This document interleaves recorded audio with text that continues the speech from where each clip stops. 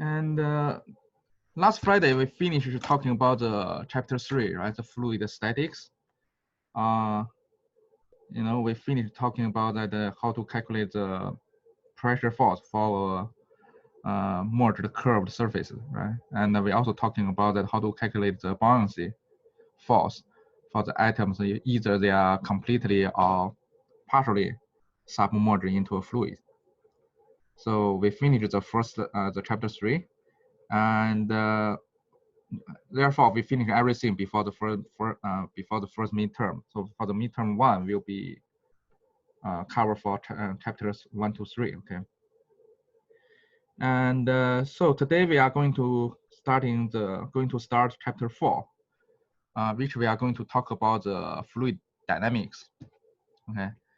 And for fluid dynamics, basically we are going to study the problem related when fluid is in motion. So there will be a velocity for the fluid. And when you have the velocity for the fluid, okay, so the things become more complicated because that we instead of the pressure and density force, density field we introduced before in the fluid statics, we also want to resolve what the velocity field will be, right, for the fluid. And another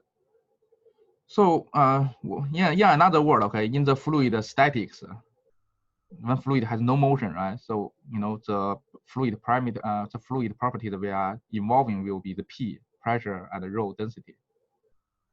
And now for the fluid dynamics, so the number of the unknown parameters will become more. Okay, instead of P and rho, pressure and density. So the velocity, which is a vector, and if it is in three-dimensional rectangular coordinates, so we will have 3 components for velocity, right? U in the x direction, V velocity in the y direction, and W velocity in the z direction. So basically, now we instead of 2 properties in the fluid statics, now we will have 5, properties we need to discover in the fluid dynamics. And furthermore, if we also need to consider the energy, okay, if we also want to consider the energy flow, the temperature will also need to be included. So altogether will be U. Altogether, okay, the things we are going to study in the fluid dynamics will be this P, pressure, density, U, V, W, 3 velocity components on the x, y, z direction, and temperature. So you can see that there are 6 unknowns. If we have fluid dynamics problem, we have 6 unknowns to resolve. And to do this, okay, we need to solve the so-called governing equations for the fluid dynamics. And those governing equations, definitely because we have many unknowns, right? So we will also now have many governing equations. So if you have 6 unknowns, you need 6 equations to solve it, right? And those governing equations are derived from the fundamental physical laws, okay, which we will discuss in details later, very soon. Okay, those fundamental physical laws, for example, like the conservation of mass, which means that the mass inside, should be, conserved. Conservation of the momentum, which in another word you can also call it the Newton's second law. So the force, basically the change of the linear momentum will be equal to the force, right? See other things like energy conservation, right? The total energy, which including the thermal energy, kinetic energy, potential energy, will also be conserved from the problem you study. Okay, so our task in this chapter is that we will try to using this fundamental laws, okay, try to derive the basic governing equations, which can help us later on to resolve this unknown parameters in the fluid. And if you recall what we discussed in the chapter 1, You know, in the chapter 1, we discussed the concept about the system and control volume, right? So basically, the system is a closed system where the mass inside is, you know, conserved. In another word, this control, in the other word, this system is also called the, you know, control mass sometimes. Okay. Corresponding to the system, we also introduce the control volume. So control volume is different because that is not defined by the mass. Okay, it's defined based on their spatial coordinates, right? Basically on, you know, it's defined by the coordinate, you know, x, y, z. We just choose the region instead choose the mass. Okay, so control volume is usually using in the open system. Why we have these two concepts? Because that, you know, when we try to derive the governing equation from those fundamental laws, either conservation mass, conservation of momentum, or conservation of energy, okay, we need to apply those laws into either we apply those laws in a closed system, or we apply those laws in a control volume. All right, so which means that when we try to derive this governing equation, we will need to using these two concepts. Okay, so and also that we also introducing that you know, the two different you know, fluid description method, right? One is called the Lagrangian and one is called the Eulerian representation. And the Lagrangian is usually related to the system because that the Lagrangian method we try to, you know, focusing on you know, choosing fluid particle, right? Basically means that you follow a mass of the particle. And the Eulerian method, basically we try to focusing on the space on control volume, which is fixed on the, you know, this volume is fixed during at one location. So that's why that I use an x1. So if you want to find the velocity, so velocity for the Eulerian will be v of x1 y1 z1 times t, and this x1 y1 z1 is the fixed location on this coordinate. And similarly in the Lagrangian, if you want to find the v velocity, then basically either that for this particle, okay, their x location, y location, z location will be a function of time for this particle, and then the velocity will further be the, you know, function of time. And you know, so we now, you know, after we, you know, review what these two concepts, right, the system and control volume method. So which means that we can develop those governing equation. We can develop them on the systems or on the control volumes. You know, we can do both either way. And so which way we go? The question it is, right? And so they both have the advantage and disadvantages. Okay. For the system approach, which means that you try to derive those fundamental physical laws on a system, or a closed system, you're focusing on a specific mass. Okay. You know, the advantage of this system approach is that since those physical laws, okay, is usually directly applied to a mass, to a matter. Okay. So which means that if you're using this system approach, your mass equation you get, it will be very straightforward. You just apply those physical laws, like the Newton's second law, right? Just F equal to ma. That's it. Because that this law, Newton's second law, force equal to mass times acceleration, is directly working on the mass. So you can just apply this Newton's second law directly to this system, you know, you study there, right? Because you follow the mass. So the advantage of this system approach then will be that the mass equation of the governing equation you derive based on this method will be very straightforward and very simple. But it also has disadvantage. What is the disadvantage? The disadvantage of this method, this system method, is that the equation you obtain, okay, the governing equation you obtain by doing this way, is usually very hard to use in the real case. Okay, when you have really, you know, you have the practical application, the equation you derived from this system approach is not easy to use. Example, I can give you one quick example. Is that think about that. You know, if you have an airplane, right? So you have this airplane and you have these wings here. And if you want to study the, so if you do a wind tunnel experiment, and you have the air, cross this, flow around this airplane wings, and in the practical application in our engineering, right? So what is the interesting data we want to get? We want to get either the lift, right, or the drag for the air around this airplane wings, right? We want to get the drag force and the lift force, based on our fluid dynamics study. Okay, and this drag force and this lift force happens at the surface of this air wing, right? Which means that if which means that this two value is based on the location, not based on the particle. We are not interested to see that okay, this part of the mass, when they flow around this wing, okay, maybe this time they will move into here.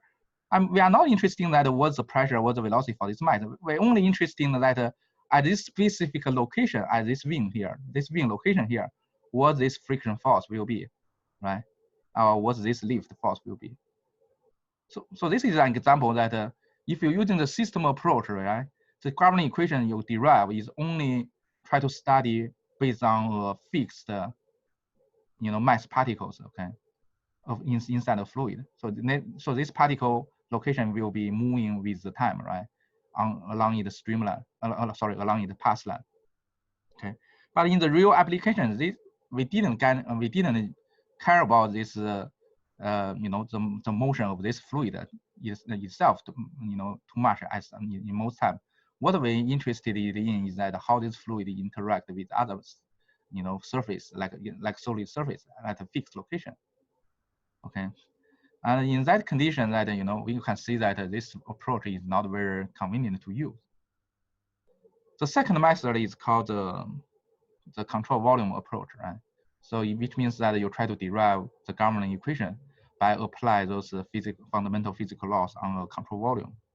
So in this way, okay, the disadvantage of this method is that it's not easy to derive the equation, because that those fundamental law is directly applied to the mass. So which means that you have to do mathematically, you have to do some transformation, okay, so that you have to modify your fundamental laws so that you can derive the result which is working for control volume instead of for for a system. So this is not an easy process, and also will make your the final formula of your conservation equation and your governing equation become a little bit more complicated. But it do has the advantage, right? The advantage is that this method is has can be easily used, okay, in the real practical application, okay. And so in this chapter, so not in this chapter actually, in fluid dynamics, okay, this method, this control volume method, is the method we usually use, okay. It's the most frequently used because that this fluid dynamic mechanics things is is greatly related to the engineering, which means that is greatly related for the for the application. So that's why is that we use this control volume approach a lot. And one task, the major task of this chapter is that we try to derive what will be what the governing equation will be in this control by using this control volume approach, okay. And how we do that? We will first starting from introduce those fundamental physical laws in the system approach, because that it's very easy to understand mathematically by apply those physical laws in the system. And then we try to derive the correlation, how we can convert this system formula governing equation to a formula which can working on the control volume. All right, so we will do this way. And before we starting talk about that, how we derive this governing equations, another thing we want to talk about that is another two terms. Okay, if you look at the chapter, this chapter name, right, you will see that this is basically equation in the integral form. for control volume, right? Integral form. And corresponding to the integral form, we will also have the differential form, right? Integral form, which means that your governing equation you derive will be in some integration. We will contain some terms in this integration form. And the differential form which means that the equation, the governing equation you finally derived, will contain those differential of the dependent parameters. Okay. And what's the difference between these two forms of the governing equation?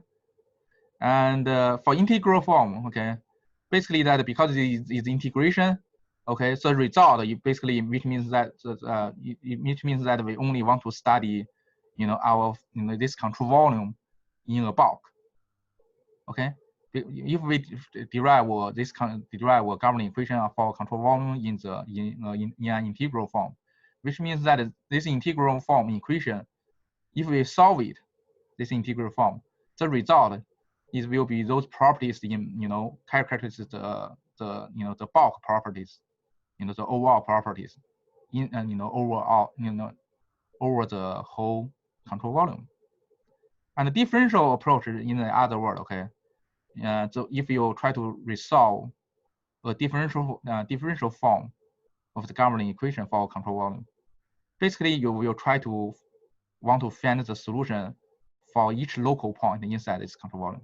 So now you see the difference, right?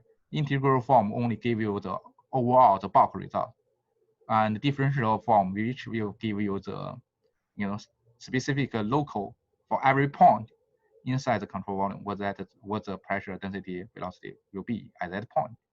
Okay, and so we will talk about the integral form in the chapter 4, this chapter, and the differential form will come later in chapter 5.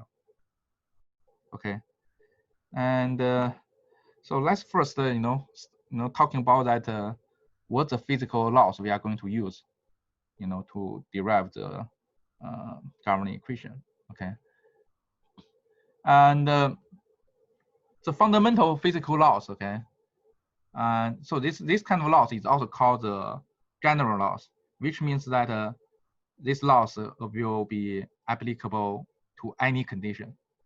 We will also have some other kind of laws called the particular laws, and those particular laws can only work with some condition. Okay, and but the laws we are talking here is the general laws. Okay, which means that they are fundamental one, the basic laws. No matter what kind of material will be, okay, no matter what of flow condition will be, they're all working. Okay, that's why we call it basic. And the physical laws we are going to use in this class in the fluid mechanics will including these 5 laws. The conservation of mass, which means that for control volume, right, the overall change of the mass. Sorry, let's looking at this fundamental physical laws not in the control volume. Okay, let's think about this basic laws in a closed system first. Okay. The conservation of mass means that in this closed system, the total mass is conserved. It's not, will be a constant, right? And the Newton's second law, which is also called the conservation of the momentum, basically saying that if this the fluid inside this system, if the net force applied on this system, okay, applied on the fluid, it's not 0. So the fluid will gain an acceleration, right? F equal to ma.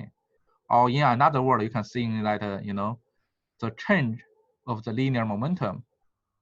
Okay, the linear momentum of the fluid inside this system will be equal to the net force.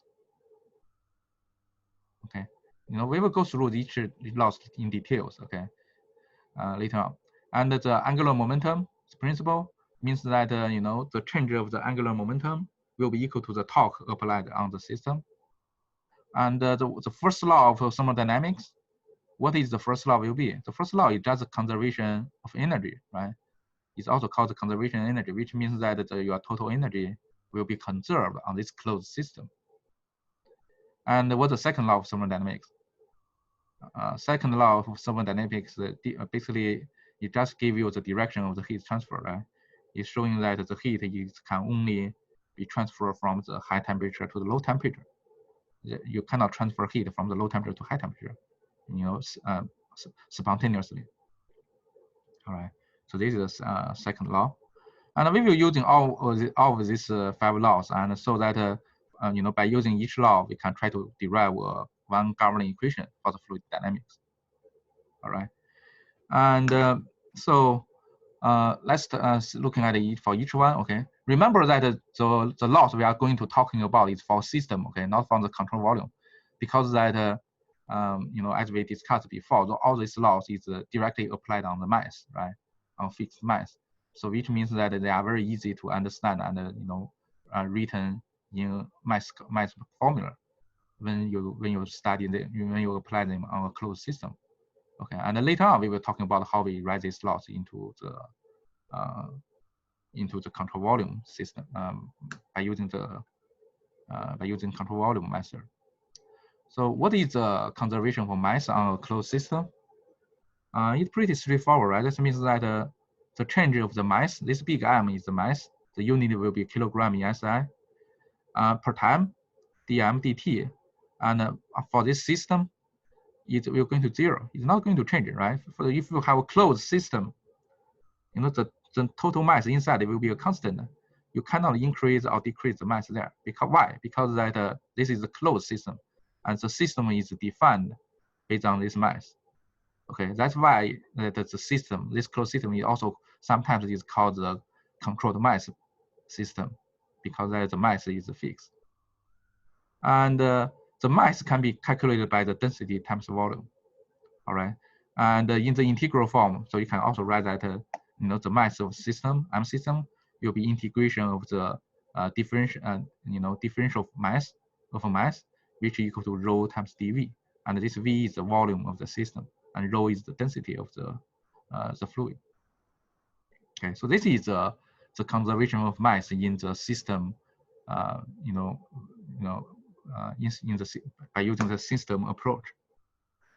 The second conservation law is Newton's second law, right? And so in the fluid, Newton's second law, basically you can write it in the F equal to ma, right? So this is the Newton's second law. But in the fluid dynamics, we're usually using another representation for the Newton's second law, which we're using the so-called linear momentum. Okay, what the linear momentum will be? Linear momentum is defined as P, right? Will be equal to your m times v. Okay, m is the mass, v is your velocity, and because the velocity is vector, so this linear moment is also vector p. In this book, we're using the p, but in other books, right? For example, if you take your dynamics class before, I think they're using L for the linear momentum, but it does different notation. Okay, p just means that in this class that means linear momentum. Okay, and so because that this because a is right, can be written as dv times dt, right? And so you can write this m as dv times dt. And because inside the system this mass is constant, right? So you can put this mass inside. So this will be equal to d of mv times d of t, right? And this mv is just p, right? So in the other word, the force will be equal to dp over dt. So what does this mean? This means that inside the system, the rate of the change of the linear momentum will be just equal to the net force. And remember, this force here is the net force, okay? Or if in another way, if you want to make it more clear, you can even add a sigma here, which means that you add all the force together, what the resultant force will be, okay? And if you try to write this equation, write out, okay, write out what this linear momentum in a system. It can be also do an integration for all the fluid particles inside this system. Okay, you do the integration on the system and using the velocity vector times the differential mass. Okay, and the differential of the mass, okay, dm is again can be written as rho times dv. So in the other word, okay, the total the overall linear momentum, okay, of a system can be calculated by this equation. It's the integration of the whole system on the volume and using the velocity times rho. Remember, be careful about the notation here, okay? When you have a V with a stress rule in the middle, that means that this is volume. And if you have V without this stress rule, it means the velocity. Okay, so this is how we apply this Newton's second law. Okay, this is also called the conservation of momentum or linear momentum. Okay, this Newton's second law in the fluid dynamics is also called the conservation of the momentum. And the next one is angular momentum conservation. Okay, and similarly to the momentum we have before, the angular momentum h. Okay, the angular momentum h is also vector. It's is defined as the the radial, okay, the radial vector cross product to the linear momentum. So you can see that this h is basically the moment of your linear momentum. Okay, and this cross product will generate a new vector. Okay, so that h itself, this angular momentum itself, is a vector. All right, and so what this angular momentum principle means is similar to the Newton's second law. It's basically saying that the change of your angular momentum, the rate of the change of your angular momentum for the system will be equal to the overall net torque applied on the system. Okay, so basically you can also add a sigma, okay, to make sure that this T is the net of the net torque, okay, the overall resultant of the torque. Okay, and again, okay, you can also calculate what this angular momentum, what the overall angular momentum of a system. So you just integration of this R times V on a small, differential elementary mass dm, and this dm can be written as rho times dv. Okay, by this way you can calculate what the total angular momentum of a system. Okay, and the T is called the torque. Okay, and the torque is defined based on the is a vector. Again, it's defined by R times your force. Okay, so this will be the torque. And so for the fluid dynamics, okay, this force can be either surface force or body force. Okay, because we introduced before, right? For the force, we can either have surface force like those, pressure, like those viscous force. Those are surface force. Or this can all be, this force can in the fluid dynamics can also be the body force, like your gravity. Okay, and so in the other word, you can write that okay, the force can be the force, the overall torque can be calculated based on the torque on the by the surface force, plus the torque by the your body force, and because this to get the torque on the body force, basically we can integrate on the mass, which is equal to dm. And also you can, if we also have a system-wide shaft force, okay, can make this system to rotate. So you can also have a the shaft force here. So shaft torque, not force. So this is called the angular momentum principle. The next one is the first law of thermodynamics. In the other word, this is also called the conservation of energy.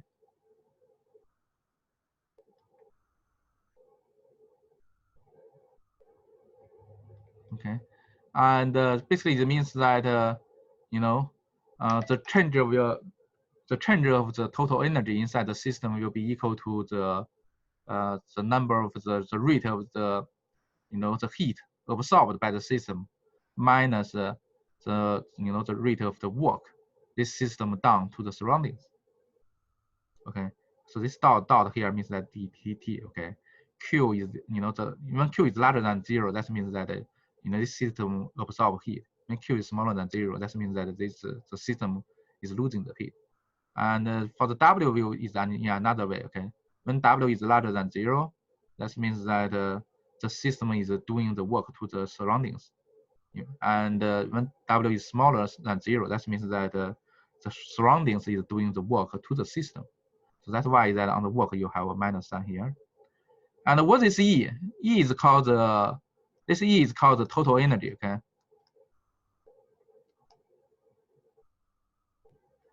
And this Q is heat. And this W is work, okay? And what's the total energy? Total energy is equal to your internal energy U.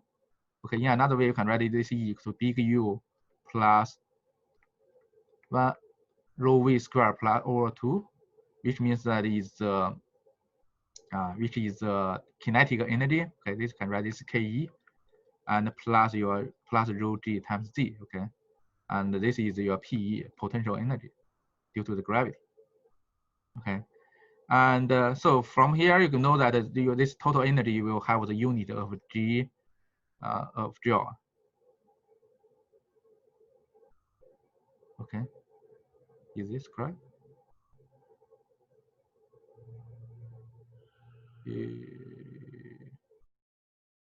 Yeah, I think it's correct. Okay, and you also can write this big E, okay, in a smaller E. This smaller E is called the specific total energy. Okay, this E is specific total energy, and so this is not times rho. Okay, so it should be times mass, times mass. Okay, so let me clear it. I don't think this is correct. Okay, let me remove it.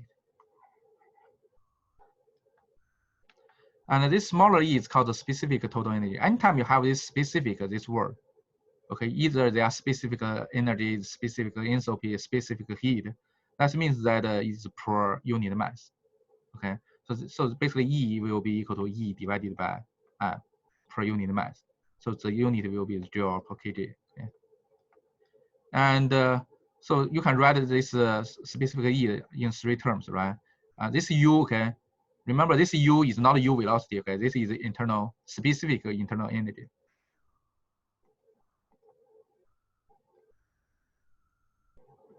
So what is internal energy? So when there is no chemical reaction, when there is no nuclear reaction, the internal energy, that's equal to the thermal energy, okay? So in another word, if it's a controlled volume case, you can write this U just equal to Cp times delta T. Cp is Cv times delta T. Okay, if it's a controlled volume system, Cv is the specific heat and the control volume, right? For the controlled volume process. Okay, and this big V is the magnitude of the velocity. Okay, so if you have the U velocity, V velocity, and W velocity on the 3 directions, so this big V will be basically this U square plus V square plus W square. Okay. Okay. So this means that this V is the magnitude of your velocity. So velocity magnitude. And the G is the gravity acceleration, and Z is your elevation. Okay. So this is how we define this specific internal energy here. So this is the first law of the thermodynamics, or you call it conservation of energy. So it's basically showing that so basically means that the change of the energy, the total energy, is only determined by the change of the heat transfer. You determine by your heat transfer rate and the work you've done. Okay, the rate of the work you've done. The last fundamental law is called the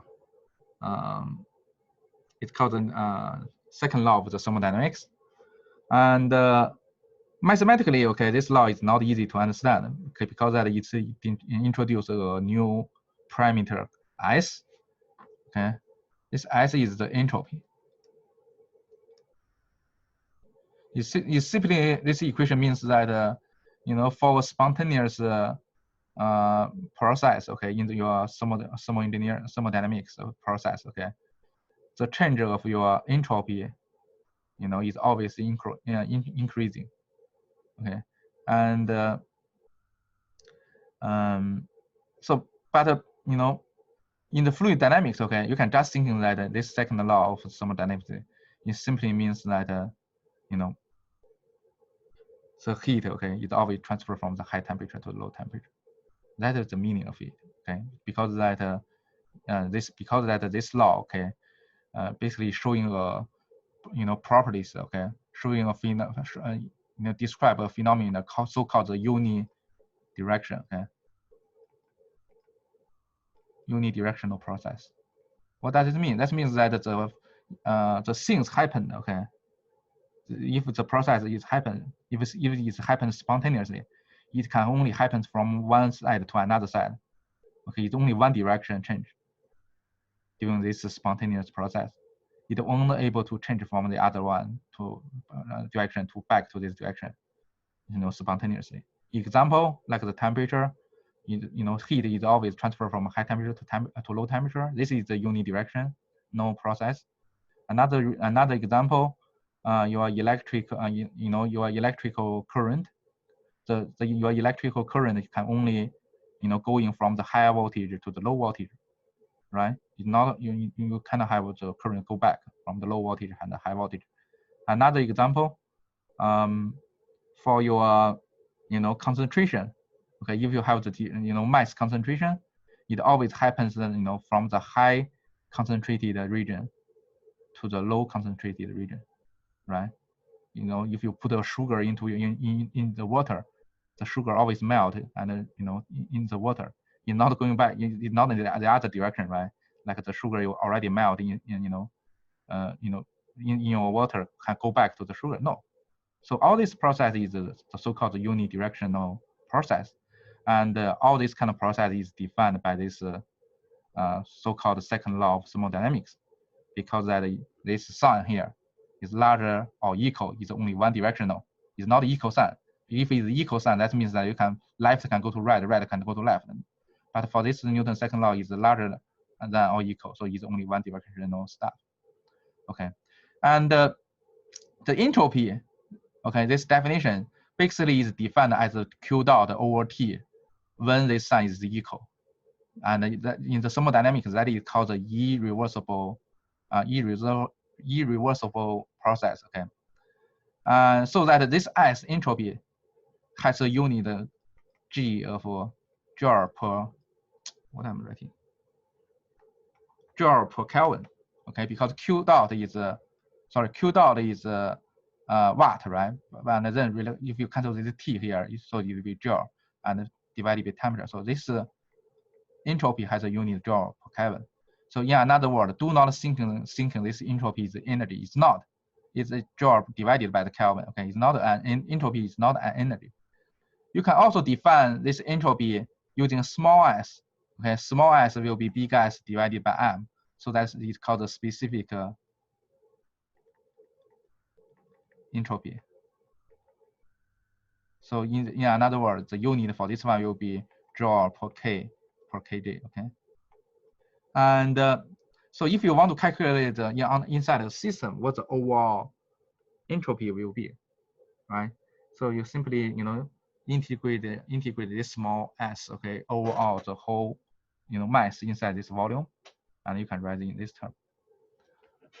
Okay, here we're introducing all these 5 fundamental basic laws, okay, for a closed system, right? And they all share similar, you know, very similar you know, mass formula at the end, okay? So that we can try to write them, okay, into a, you know, so even we try to calculate the overall result, right? The overall value under the system, they all share the same similar forms. So we can write a general form, okay? So we can write that, okay, the overall property, okay, as under a closed system can be equal to this integration of this eta, and this eta view is defined as this n divided by rho. Sorry, divided by m, which is called the specific of this n. Okay, specific value of this n.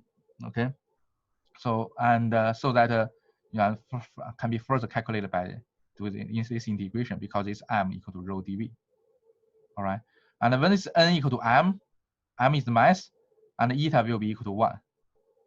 Okay, because when you consider when you want to calculate the overall mass, it can be just integration with rho dv, right? And when n is this linear momentum, eta will be v, because that v is the p divided by m. Okay, and when this n is angular momentum, and this eta will be can be written as the r cross product over v. And when this n is total energy, the eta will be the specific energy. And when this n is entropy, and the eta is called the specific entropy. All right. So here you can see that there is correlation between n and eta, right? Usually speaking, we call n as the extensive property. Okay. For example, the mass, the linear momentum, the angular momentum, the total energy, total enthalpy, total entropy. We call this extensive. They are all extensive properties, which means that these properties is dependent on the amount of mass being measured. Okay, the more mass you put in there, usually the more this property value will become increasing. Okay, and in the other word, in the other side, okay, all this eta value. Okay, this eta value is defined by this n value divided by the mass, m, small m. Okay, and not small m, big M. Okay, divided by this big M, and we call this eta. We call it the intensive property. What the intensive property means? Intensive property, the intensive property means that they will not. This value of this property will not change, based on how many mass you have. Or in another word, you can see that they are just properties per unit mass. Example of this intensive property is like a velocity. Okay, velocity won't depend on how many mass you have there, right? Like the temperature, like the density, and like the pressure, and all this kind of thing. All this one thing we call it the intensive property. So we have the term to distinguish between these two. Okay, two groups. All right. So before I go to the next topic, do you guys have any questions so far? Any questions, guys? No? All right.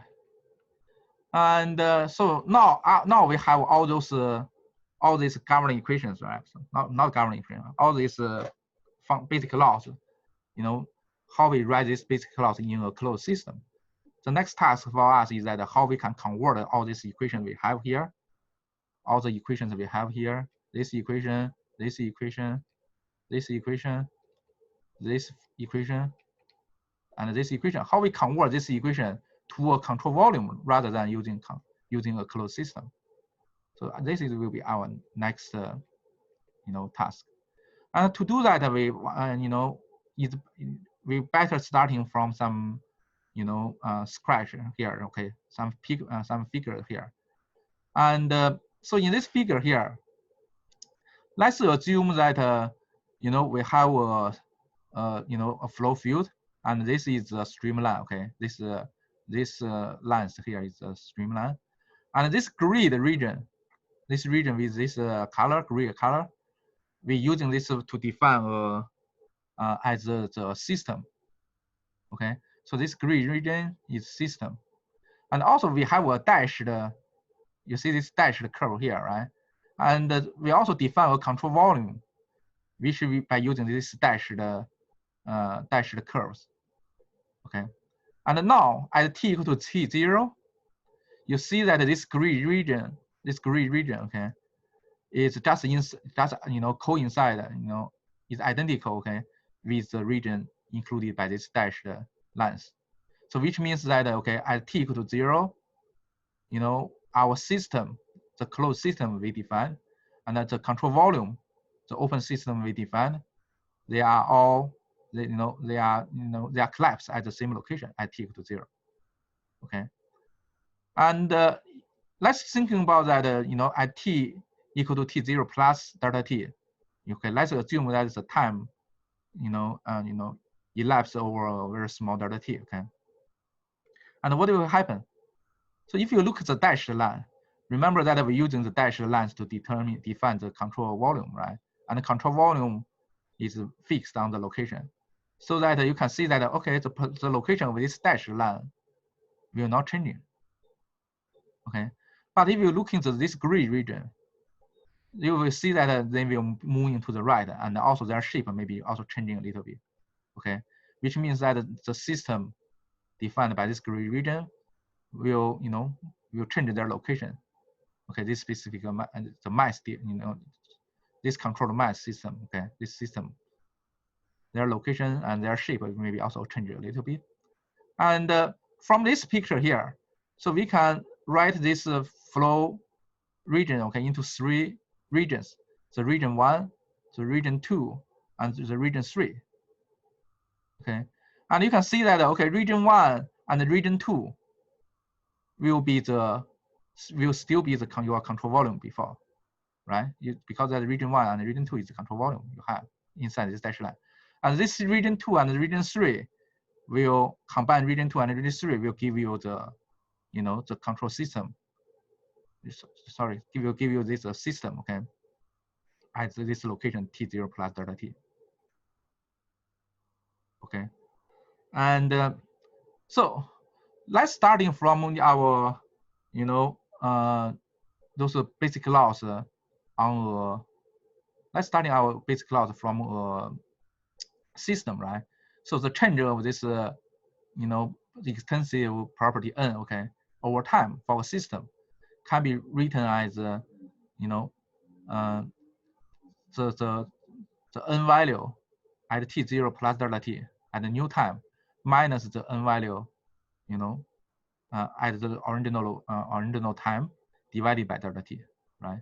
So we can define this. So remember that this is for the system, okay? And if we want to calculate this one, we need to know these 2 values here, okay? So for the first value, so what is the value of the n for a system at t0 plus delta t? So it should be the n value from all this gray region, right? So which means that you need to calculate the n value for this region 2 and region 3. Okay, so which means that this term here should be your region 2 value on the n value at the region 2 plus the n value at region 3 at this new time low, at this new time t0 plus delta t. And remember that what the region of this n2 will be, what the region 2 will be.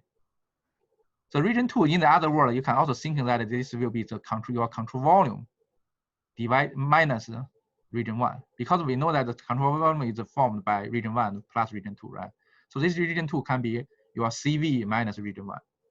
Okay, so here we replace this region 2 as this CV minus region 1, which means that your n value as a CV minus your n value as a region 1, and then plus your n3. Okay, so this one we still keep it.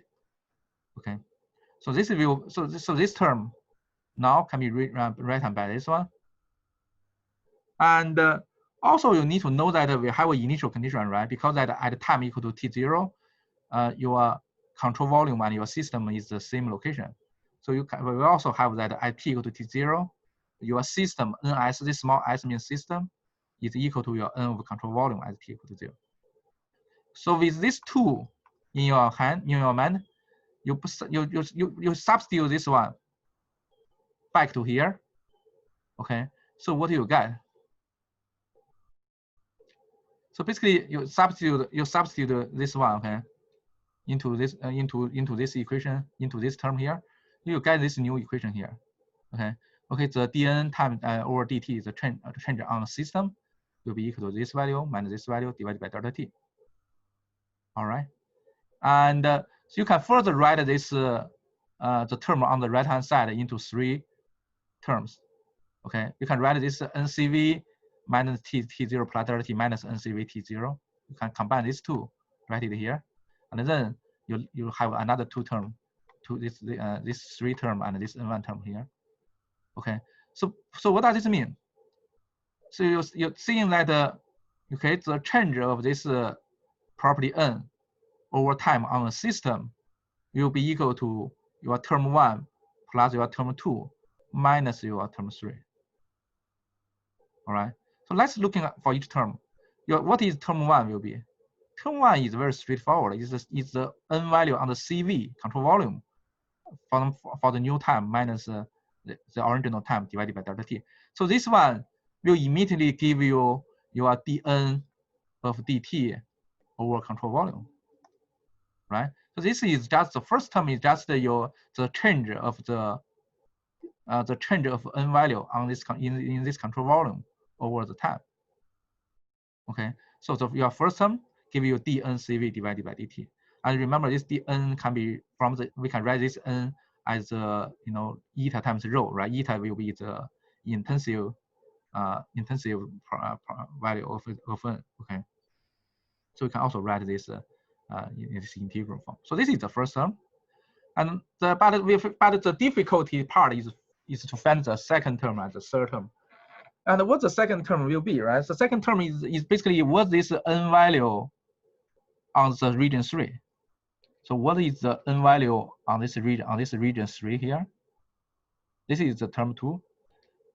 And what is term 1? Term 3. Term 3 is what the n value as the region 1.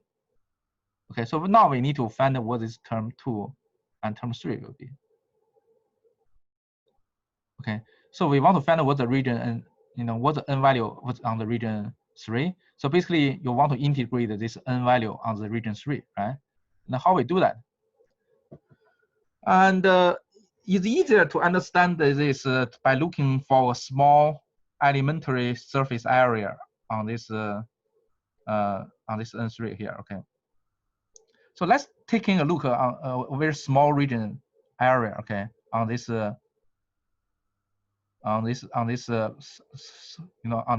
interface 3. Okay, let's take a look at this small dA here on this dashed line. Okay, so the interface between 3 and 2. Okay, and so during this t0, okay, to delta t, and we will, so this line, this small region will swipe to volume. Okay, right? We'll swipe a volume. So our task is to try to find that what this volume will be, because if we can find this volume, and then we integrate on all this, on all this interface between 3 and 2, we can find all the volume here, right? On this region 3. So if we draw this small, sub-region, okay, on this small sub-region, we try to draw it bigger. If you're looking something like this, okay. So this is on the one small elementary surface, surface area dA on the control surface of the region 3.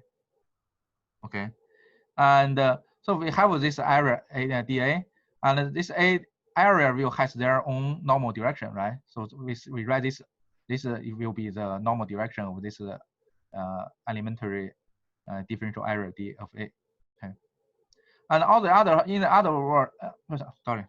on the other hand, okay, we will also have the flow, right? Because this fluid, right, we will have a velocity will cross this small area, right? And because those flow will flowing through this will flow through this area with the velocity, and this v velocity is the flow velocity. Okay, they are not necessary to be equal to this area normal direction. No, let's assume that there is an angle alpha between the velocity direction and this area normal direction. Okay, and so if we want to calculate the overall volume, right, how this area will be swept during this delta t. Okay, So basically this area, this is the area, this area at t equal to t0 location, at t equal to t0 time, and at t equal to t0 plus delta t. So this area will be moving to here. Okay, and then all the region here will be the volume swept by this small area at this delta t, and this volume will be will be formed this is region 3, right? And so how we calculate the volume for this small region? So we can calculate the dV of this volume should be equal to this dl should be equal to this dA and times this perpendicular distance, right? On this perpendicular distance between these two surfaces, and this perpendicular perpendicular distance basically is calculated by this delta L, this length, delta L, and then times this cosine alpha. And what is this delta L?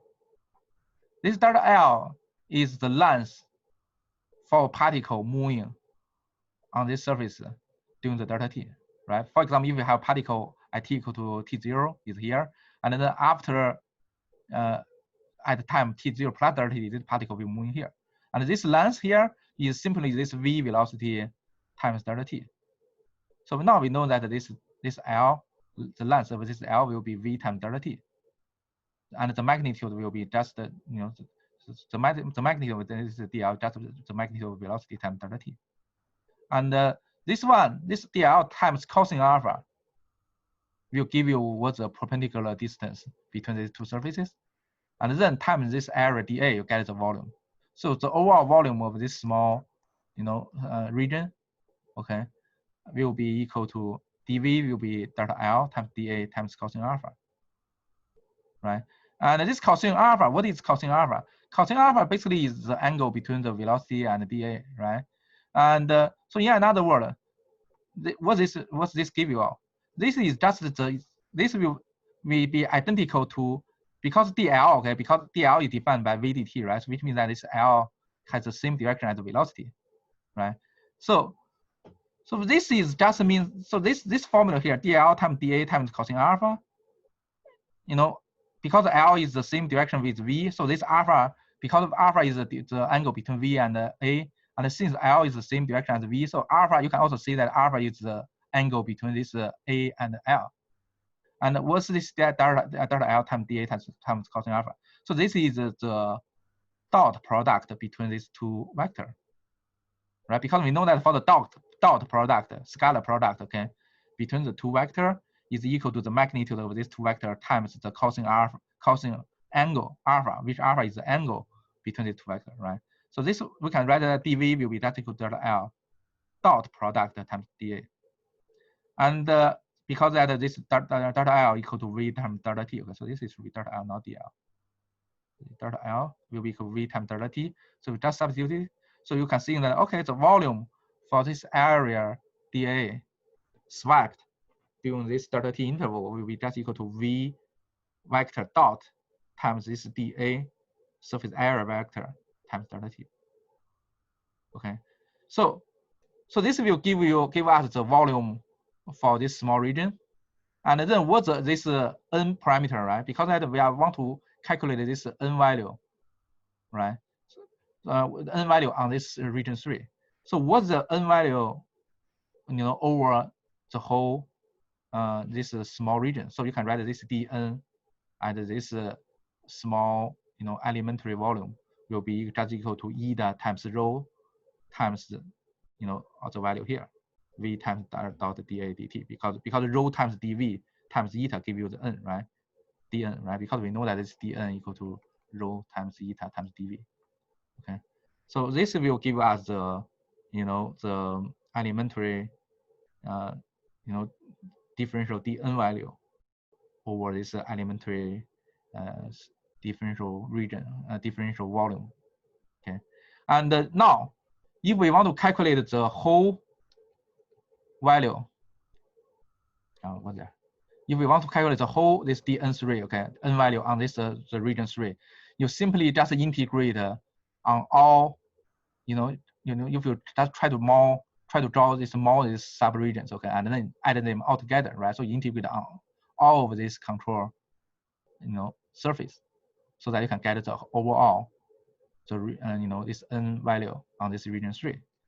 So you just integrate on this dn and overall on all this control surface.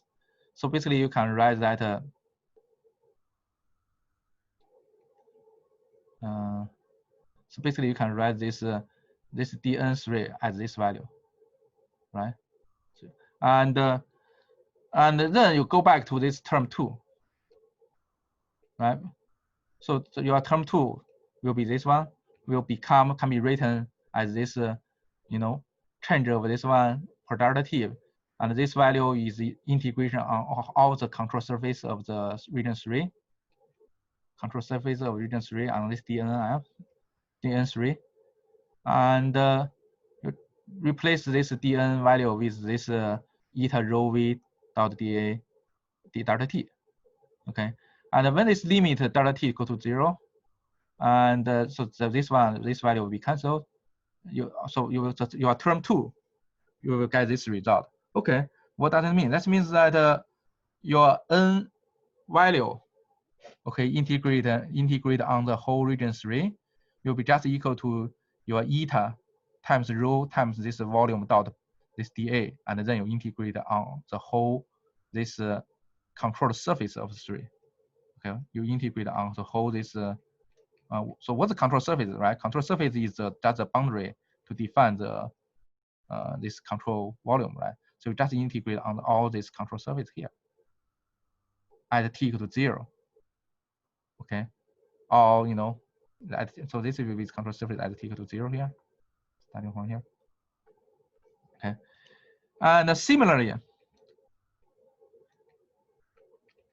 so this is give us term 2, right? So what about this? The only thing left is this term 3. So this term 3, what it is the n value on the region 1. Okay, and what's the n value on the region 1? Simply we can just draw a similar. We just draw another subregion for this region 1, right? So it will become another cylinder-like things. Okay, and then you will. But the only difference is that for this one, your normal direction for your a will be on this one, on this direction, and your velocity v is on the other direction. So your a and your velocity actually, the angle between them is a very large value. Is in this case I draw here is 180 degree, right? Because that is like your angle is inverse. But for the region here, the a direction will be the normal direction for the surface area will be like this one. And the velocity will also in this direction. So the angle between A and V is a very small value. And this one will be a very large value. And when you do the product, the dot product, because that, when we try to derive this, the n value on this small region, right? So basically we will follow the same procedure here. And we will also get the result will the same as this one, because everything will be same. Okay, the only difference is that now your V will be go to the other direction. Right? Your A will go to another direction. Instead of your dA go to here, your dA maybe go to another direction. So the only difference on you get will be that if you do the dot product, because at a large angle, you will get an additional negative sign. Okay, so which means that you can follow the similar procedure you did for the subregion 3. Okay, then you can try to also analyze the subregion 1. Okay, you will get the same formula except you have a minus sign here. And this CS1 is the control surface for this region 1. So this surface here, this control surface for this region 1 here. Control surface for this region 1. And why we have this negative sign, right? So we already explained that we have this negative sign because that on this surface is your surface area normal direction is like is very close to the negative direction to your velocity direction, which means that if you draw the alpha, that alpha angle will be larger than pi over 2. So that when you do that cosine alpha, it's more likely to be a negative value. And remember that the one we want to get is a positive value, right? Because this n is integrated on a volume. We want this to be a positive value. And then that's why is that we have to add a minus sign to make sure that the overall result is a positive value. Okay. And so now we have the three terms, all three terms, right? We have this one for the term 3, this one for the term 2, and we also have this one for the term 1. So we add, we put all these, the terms we find for the term 1, term 2, term 3 into this equation. So what our final result will be? So this will be our final result.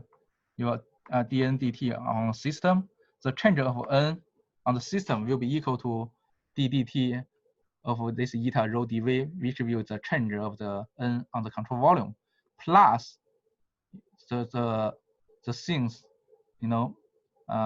plus this value.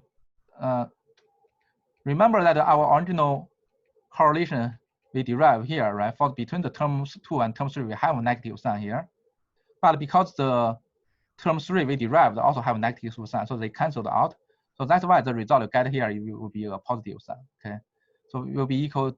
So that's why the result you get here for this region 1 term is a positive sign. For the region 3 is always positive sign. Okay, and so you get these 3 terms, and these 2 terms, they are the same integrand inside. Okay, it's the same integrand inside, and the only difference is that this surface region, you do this surface integration. Okay, and so you can combine these two. So you can just combine them to be the same thing. Write this integration over CS1 plus CS3. And what is CS1 plus CS3 will be? What the surface, what's the control surface 1 plus the control surface 3 will be? Your control surface 3, your control surface 1. So if you add them together, so they will become the overall control surface of your control volume, right? So this will become your overall control surface of your control volume. So that means that you can simply combine the last 2 terms. So simply write it as CS. So it means control surface. Okay, times eta rho VDA. So this is our final formula we get.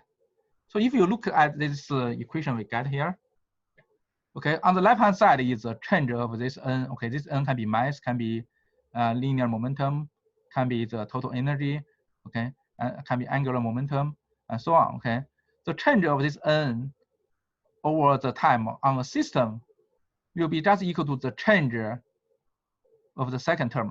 What the second term will be? The second term means that the change of this n on this control volume. Okay, plus what's the last one? Last one is that you remember this will be the term 2 minus term 3, right? So that is that what's the term 2? What's the term 3? Okay. So term 2 minus term 3, right? And term 2 is the value in this region, which is the region flowing out. This control is a region, so the region flowing out from the control volume. And region 1 is the new things flow in to this control volume, right? It's like so you can see that this region 3 is the region of the system flowing out of the control volume, and region 1 is the region of the environments, your surroundings flow into your system. So region 3 minus region 1. Why? Because that term 2 minus term 3 giving us what? It giving us the overall net. Okay, giving us overall the net.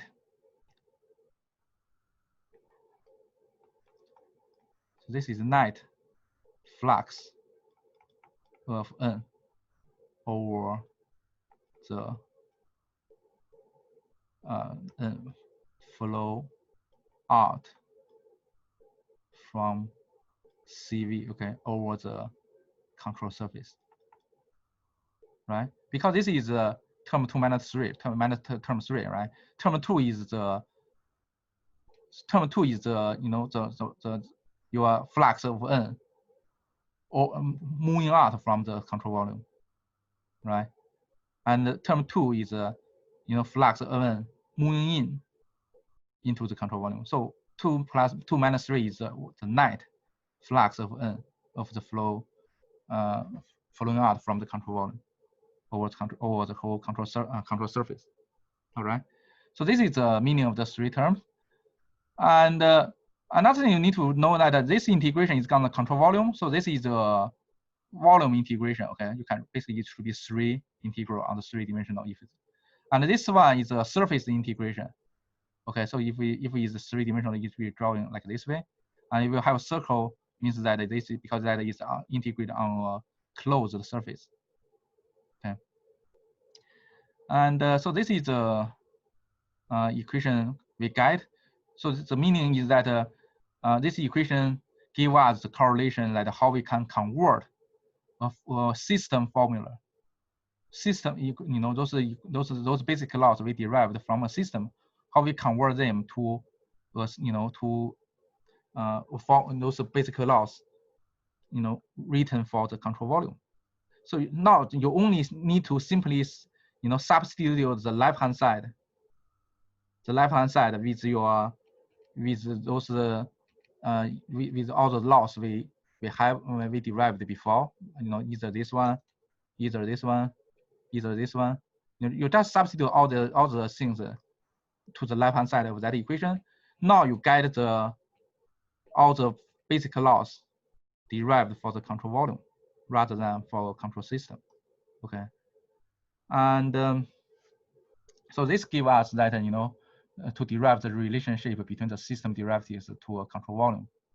Okay, from the system to control volume. So this is a correlation, and so the physical interpretation I already explained them. The first term on the left is the rate of change for the system, regarding to a extensive property n. And the first term on the right is basically the change of the n in the control volume. So this is on the system, so this is on the volume. Okay, so this one basically you can also write this as the dn of dt over system, right? So what am I? No, not over system, over C of V, right? And the last term is the surface integration. So this is the first two are both the volume integration, okay?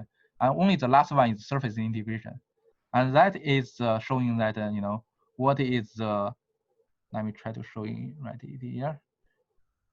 So this is basically the rate of the this eta flow, okay, flowing out to the whole region, and you integrated on the surface, the whole surface area.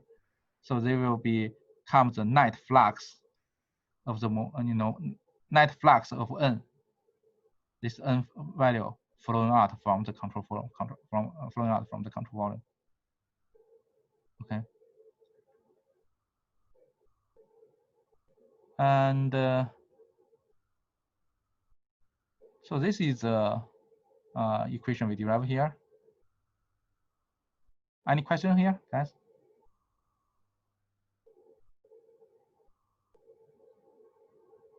Anyone? Professor? Yes. Can you explain the difference between the system and the control volume? Okay. For the system, okay, you fix on the mass, right? It's a Lagrangian approach, right? Which means that inside the system there is no flowing through the boundary. Okay, the boundary of the system is closed, which means that you won't have the mass or velocity or momentum or energy flow across the boundary of the system. I'm talking. So that is the system is controlled by the mass, and control volume is not determined by the mass. Okay, I don't care what this fluid particle it is. I just define a region. The control volume is a region that purely defined by the physical location, XYZ. Okay, so that's why is that we also call this control volume as an open system, because that is not determined by the determined by a specific mass. And the boundary of the control volume, so it's possible that you have the flow in or flow out through the control volume from the control surface. The control surface basically is the boundary of the control volume. Okay, and so if you look this, so if you look this equation here, okay, it simply means that you know, the change, the things inside the system will be equal to the change of the things of the control volume plus the things of the things of, okay, the net things flowing out from the control volume. Okay, net things flowing out from the control. And in another word, okay, basically we will talk about this more in the next class. Actually, you can try to move this term to the left-hand side. Okay, if you move this term to the left-hand side, what does it mean? That means that okay, the change of the control volume will be the things. So this will become the things changing inside this control volume plus the things flow in, because this is the things flow out, right? And if you move to the left-hand side, it will become negative sign. So this will become the net things flow in. So basically, you can think that in another word, okay. So if I have, for example, if I draw a picture like this, so if I draw this is our control CV, okay, and if we have the flow in, we have the flow flowing out, because this term is the overall things inside of this inside this control volume. The change of the, for example, if I using eta equal to 1, that means this is mass, okay. So overall change of the mass inside this control volume will be equal to, what's this one?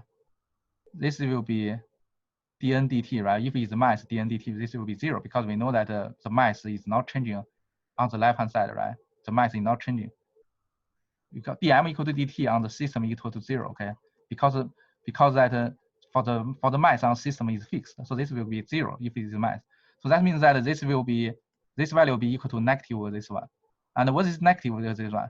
Negative with this one is simply, so the positive with this value is the net of mass flow out from this control volume, right?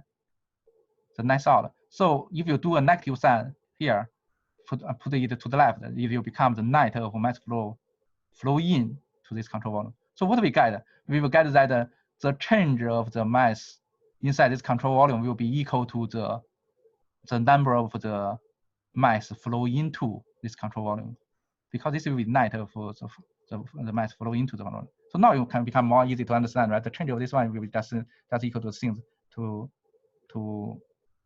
moving out. So let me give you a more specific things, okay? So if we have a system, right? So if it's fixed mass, so this is system. So if we have mass here, so if I want to write this conservation law for the mass, what we will get? We simply get this dm times dt equal to 0 for this system, right? So and then for this one, so this is control volume. And if I want to calculate what for this conservation mass, how we can write it? Okay, so basically I will get that dm times dt of this CV, the change of the mass then will be equal to negative of this value, right? Negative of this integration cs rho of v dot dA. And this value is the things flow in minus the things flow out. So this will be the magnet. So that means that the change of your mass flow rate, mass on the control volume will be equal to the, how many things you added to this system, the things flow in minus the things flow out. So I will talk about this later. So you can see that these two equations is totally different. So this is for the system and this is for the control volume. For the system, it's always 0 for the mass because mass is not changing. Okay, thank you. No problem. Any other question? So so by the example I gave you here, now you see the difference, right? The difference is that for the system, you do not have the surface flux, but for the control volume, you need to have to concluding that both the change inside the control volume and also the flux across the boundary. Now you see the difference, right? So this is the system, no flux, control volume, two part, things inside the control volume itself, plus the flux across the boundary. So now you see that there's a difference here.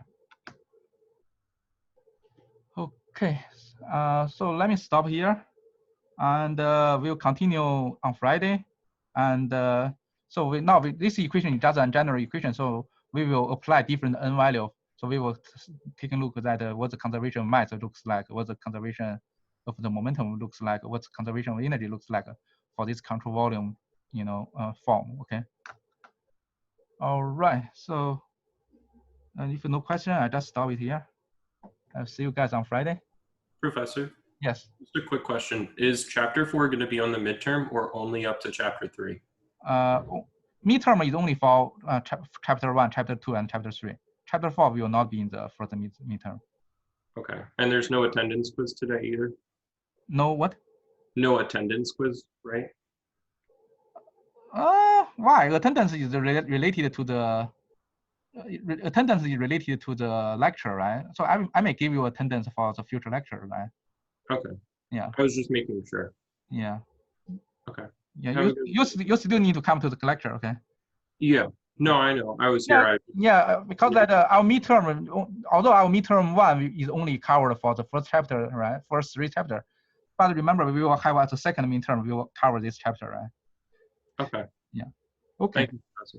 No problem. Any other question? No? Okay, so no homework today, okay? Because that I do not want to assign the new homework before the midterm. So for the homework for this chapter, I will assign it after the midterm. All right? So everyone, see you guys on Friday.